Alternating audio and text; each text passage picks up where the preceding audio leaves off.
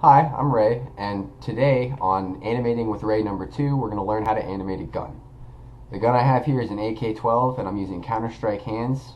You can Google both of those things and download max versions of them. Basically, to get started, we just put the gun in the same file as the hands by merging, and then link the gun to the hand's main gizmo so that the gun will move with the right hand. I'm not going to do that with the other hand, although some really good animators do that and just like make sure that there's always a link constraint going every time anything touches anything. But just to save time, so I'm going to animate this kind of quickly, I'm not going to do that.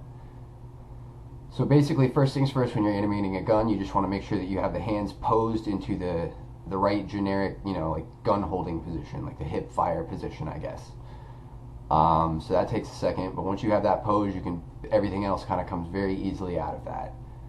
And a lot of people are like, oh, I can animate a gun, but once it gets to the reload, it's like, damn, that's really hard. But realistically, like, if you animate it procedurally and just go step by step by step and not like frame by frame, reloads are very easy, and I'm going to show you how in this little video.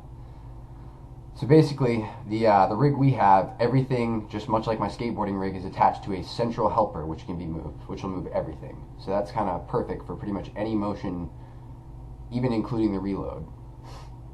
So we animate really quickly the pull out, the idle, the walk, and the fire animations here. The walk is done by just moving it side to side and then moving it up and down in the frames in between those. And then the fire is done by putting a couple of frames where it's still and then one where it's pulled back very drastically and then moved back forward. There's a fire spot on the front of the gun, so the game engine will handle where the muzzle flare comes out and where the shell casings will come. But we kind of go in there and just kind of frame by frame the fire animation just to make sure that it looks pretty cool, because you want to make sure that it recoils right. So every gun should kind of be a little different like that.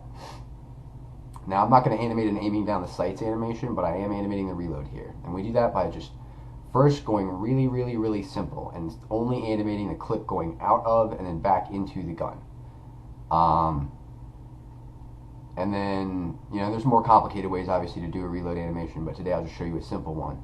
And it's not really about, simple, like, well, this is going to look bad. It's like it's going to be how to make a simple reload animation that looks nice.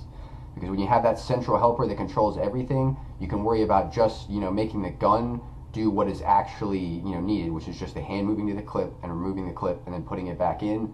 And then you can go in and animate, the bounces and the little gestures and flails and stuff that make, first-person shooter animations really good. I really fucked up the clip because it came as like all one model, so that's why there's like holes in it, but yeah. And we also, one thing to make sure is that the clip is linked to the gun. Otherwise, you're just going to have to constantly move it when you move the gun, and it's going to be annoying. So yeah, now we have it where the gun doesn't do anything, but we just have his hand go, pull the clip out, and then put the clip back in. Or I guess, if you didn't see the clip go anywhere, to you it's another clip. Or well, magazine, to be proper. And then he puts his hand back on there, and then there's a little gun shake. And that's when we go in to this main helper and kind of just mess with it so that it looks cooler. You put the gun to the side kind of so you can see the magazine coming out, and every time he pulls it one way, you add like a frame, just like 1 or 2 frames away from the last frame it was, where it's drastically moved, so it looks like he's, the force of his hands kind of affects the gun. And that's how they do it, or well, that's how I make it easy to do it, kind of similar to how I move my skateboarders.